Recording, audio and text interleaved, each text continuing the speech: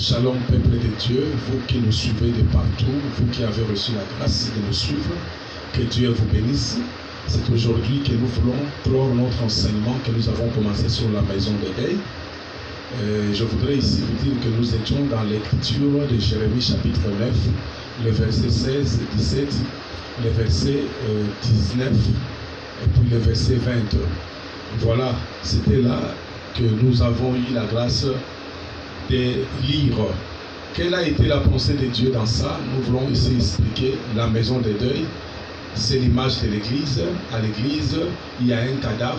L'église, c'est la maison des deuils parce que ce cadavre qui est à l'église, c'est un homme, c'est Jésus-Christ, c'est la parole.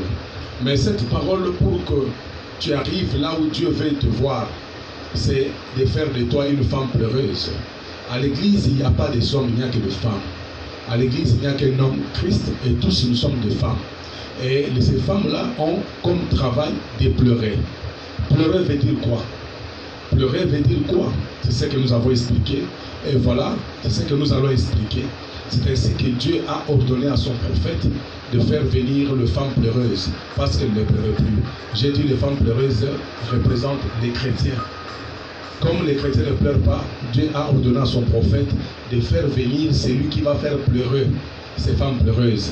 Celui qui va faire pleurer ces femmes pleureuses s'appelle femme habile. Femme habile a pour rôle de chanter les cantiques des complaintes. Et Dieu réunit ces deux groupes. Il fait venir d'abord les femmes pleureuses qui ne pleurent pas. Et ensuite, on fait venir les femmes habiles. Les femmes pleureuses, j'ai dit, c'est l'image de tous les chrétiens. Et les femmes habiles ici, c'est le ministre de Dieu, qu'on appelle femme habile ou pleureuse. C'est-à-dire, lui, il connaît pleurer. Et il sait faire les autres. Et il sait amener les autres à pleurer. Pourquoi Dieu les a appelés? Parce que les femmes pleureuses ne pleuraient plus parce qu'on ne chantait plus les cantiques des complaintes. À l'église aujourd'hui, nous avons le message sur la prospérité, la délivrance. On a développé sur la démonologie, les démons. Les gens ne pleurent pas, les gens ont peur des démons que de Jésus. Mais l'église, ce n'est pas là où on développe les démons, mais c'est là où on élève Jésus-Christ, qui est lui seul. Et c'est lui qui est le cadavre qui nous réunit. Et quand nous entrons à l'église ou quand nous venons à l'église, c'est ce cadavre-là qui nous réunit. Les cadavres-là, c'est ce que la Bible dit. Là où il y a les cadavres, c'est là où s'assemblent les aiglons.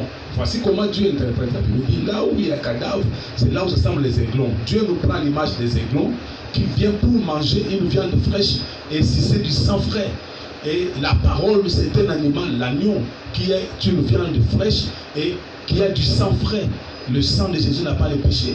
C'est-à-dire, quand nous venons à l'église, nous sommes des aiglons qui doivent grandir pour devenir des aigles, mais il faut que nous puissions manger ce cadavre qui est là. Un aigle ne mange pas n'importe quoi. Donc la maison de deuil, c'est une église. À l'église, il y a un cadavre. Le cadavre, c'est la parole de Dieu qui réunit les aiglons. Et les femmes pleureuses ici, c'est l'image de tous les chrétiens. Et la femme habile qui doit chanter ses cantiques de complaintes, c'est un ministre de Dieu. Et les cantiques de complaintes, c'est un message de la croix, de la repentance. C'est le message de la sanctification, c'est le message de la crainte de l'Éternel. C'est le message de la repentance. Ce que Dieu cherche aujourd'hui, ce n'est plus les autres choses, car il est écrit, voici ceux qui accompagneront ceux qui auront cru en mon nom. C'est-à-dire, quand tu crois à cet homme Jésus, les choses que tu cherches te suivent directement. Mais aujourd'hui, nous avons les chrétiens qui commencent à chercher ces choses. C'est pourquoi aujourd'hui d'autres ont élevé le ministère de la démonologie. On parle trop sur les démons, on parle trop sur le diable. Les gens ont peur du diable que de Christ. À l'église, on doit élever Jésus. C'est pourquoi les gens ne pleurent plus. Pleurer veut dire quoi? C'est la repentance. Dieu a constaté que l'église aujourd'hui ne vit plus la repentance. Les gens viennent avec le péché et ils sortent avec le péché parce qu'on leur prêche que non, seulement quand tu entres, tu es béni, tu dois te marier. On ne leur pas donne le temps de regarder. On n'interprète pas les cadavres qui y a à l'église. Parce que pour que quelqu'un pleure, quelqu'un qui ne connaît pas, on doit lui expliquer cet homme, comment il était, pourquoi il est mort, qu'est-ce qu'il avait fait, les projets qu'il avait pour toi. Mais aujourd'hui, il est parti à cause de toi. C'est pourquoi l'Église, nous sommes habilités à exposer Jésus, c'est-à-dire à dénuder Jésus pour que tu reçoives la bénédiction. Jésus doit être interprété à l'église pour que les gens comprennent pourquoi il est mort. Jésus n'a point commis le péché. Jésus ne connaissait pas le péché. Il est l'agneau que l'Israël a mangé en Égypte, qui était sans défaut et sans tache. Jésus, c'est la parole pure. Quand tu manges Jésus, quand on t'explique Jésus, tu dois te regarder par rapport à celui qui est mort. Tu vois, c'est pourquoi quand nous partons au cimetière pour enterrer, il y a un mot. On a dit, j'étais comme vous. Les morts vous rappellent que j'étais comme vous. Fais garde, aujourd'hui tu marches sur moi, demain sera ton tour. Mais quand ton tour viendra, prépare-toi, tu seras où? Nous devons vivre la repentance à l'église. La repentance, c'est le pleur. C'est lui qui, pour avoir une vie de repentance, tu dois d'abord reconnaître tes défauts, tes mal. Jésus est mort à cause de toi. Jésus n'a pas commis le péché.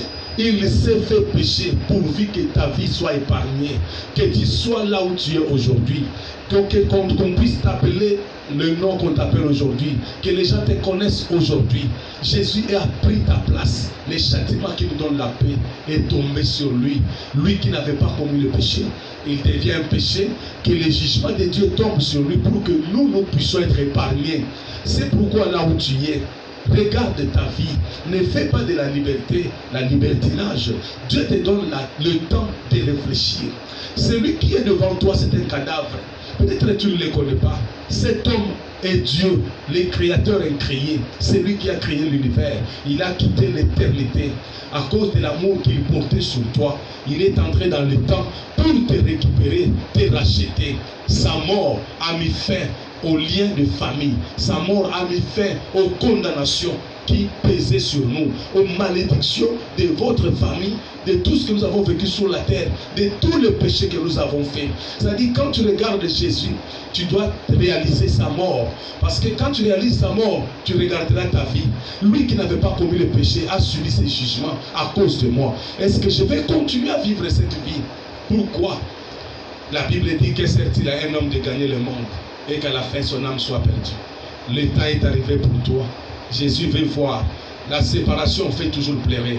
Quand on se sépare de son ancienne vie, on doit pleurer cette vie qu'on avait eu l'habitude d'aimer beaucoup de femmes, d'aimer l'argent, d'aller dans des hôtels, d'aller dans des bars, dans des instituts, tout ce que tu faisais qui n'honorait pas Dieu mais qui te plaisait, tu dois te séparer de cela, afin que la véritable vie de Christ vienne en toi, pour que cette écriture de 2 Corinthiens 5, 17 puisse s'accomplir la vie de si quelqu'un est en Christ, il est devenu une nouvelle créature. Toutes choses anciennes sont passées et toutes choses à sa vie sont devenues nouvelles. La repentance, c'est le style de notre vie. Pour que tu te repentes, il faudra que celui qui te prêche vive d'abord la repentance. C'est pourquoi on parle de la femme habile et pleureuse. C'est-à-dire celui qui s'est déjà repenti, qui a déjà tourné vie au monde et qui viendra vers toi pour qu'il t'amène aussi à tourner le dos au monde. C'est ça la repentance. La repentance, ce n'est pas tourner les pieds, laisser le cœur au monde. Non, la repentance, c'est tourner toute ta vie. Que Dieu vous bénisse. Bien-aimé dans le Seigneur, c'est que Dieu cherche.